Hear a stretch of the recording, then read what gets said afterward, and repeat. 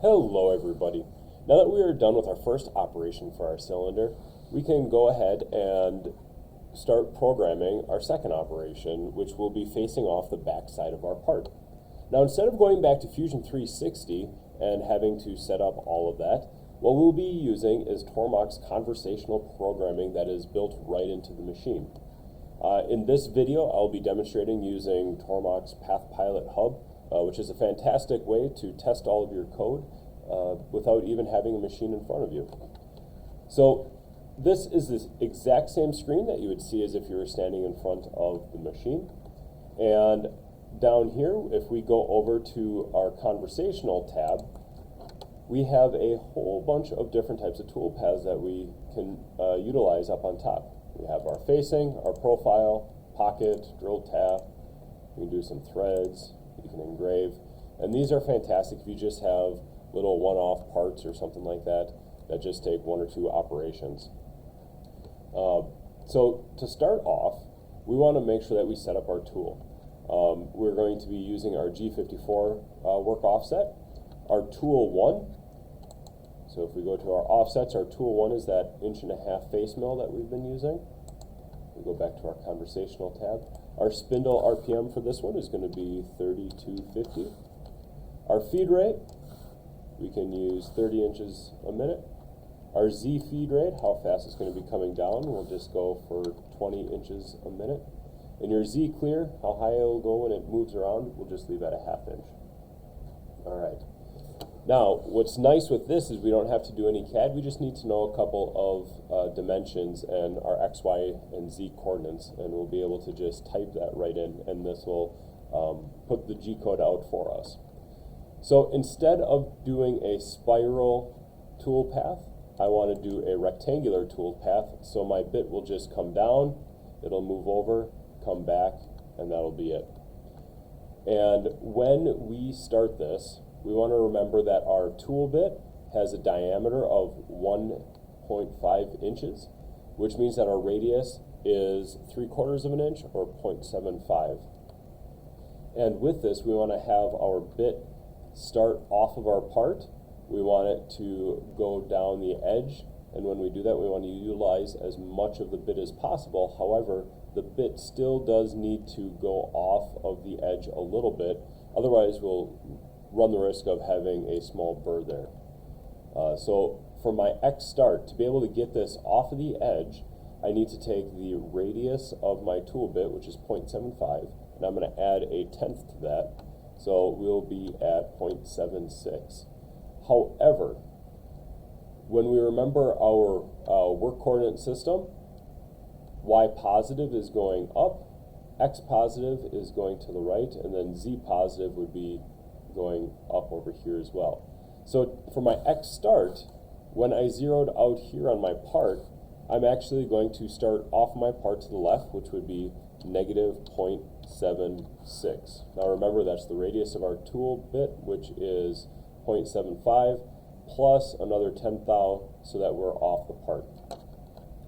For my X end, our part is 2.5 inches long.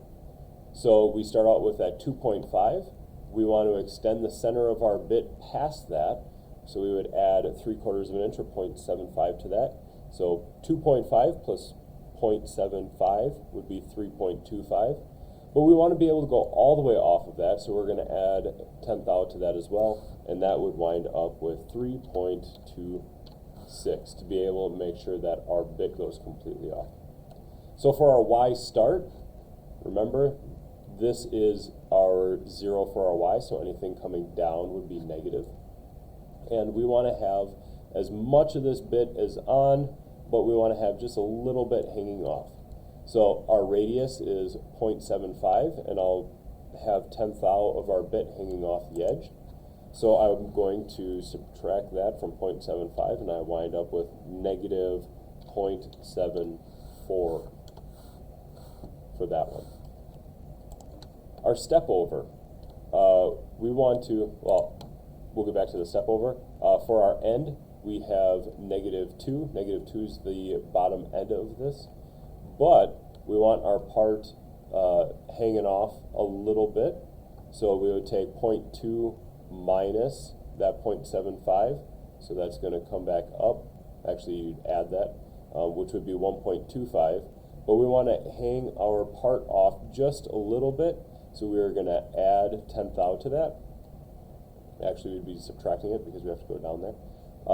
So we would have negative 1.26. So we'll change that negative 2 to negative 1.26.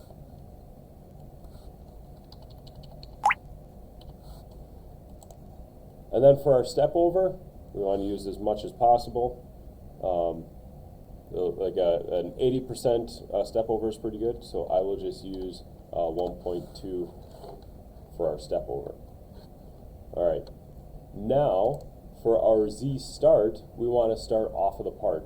This is just in case we have any variation in our material. Our first pass, we're just going to go off of the part, and then we'll take a full depth going down from there. So for my Z start, I want to be a 10 thou over, so I'll go 0.01, and my depth of cut for everything with this will be 20 thou, so my depth of cut will be 0.02.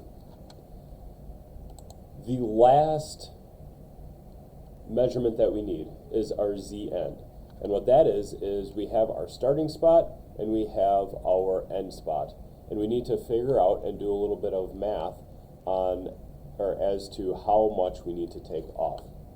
So what you need to do is you need to grab a dial caliper or micrometer and measure the thickness of your part that you have left.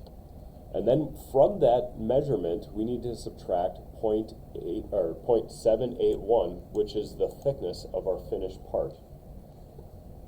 So let's say that after I machine my part, I have 0.986. So my finished part, or my part after my first operation, is 986 thou thick. What I would do then is I would subtract from that 0.781,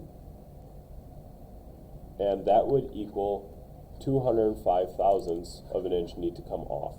So what I would do then is I would type here that I stop at negative 0.205. When we are done, we want to make sure that our coolant is turned on, so that be turned off, and the little radial dial is not green. So then what I'll do is I will post to file. I click post, and we need to make sure that we are putting our initials. So we'll go RB. This is my first part, so we'll go 01 OP02. So then I click save. It'll bring us back to our main menu. I just have my view options over. If we go over to our G code, this is our G code right there. If I hit cycle start, it's changing it over to tool 1 for us. It'll bring down our tool 1, and it'll go. I'll speed it up a little bit for a demonstration of this. And there it's starting to do our machining. All right. And there you have it. That's a brief intro into our conversational milling. Now it's time to go and mill out our part.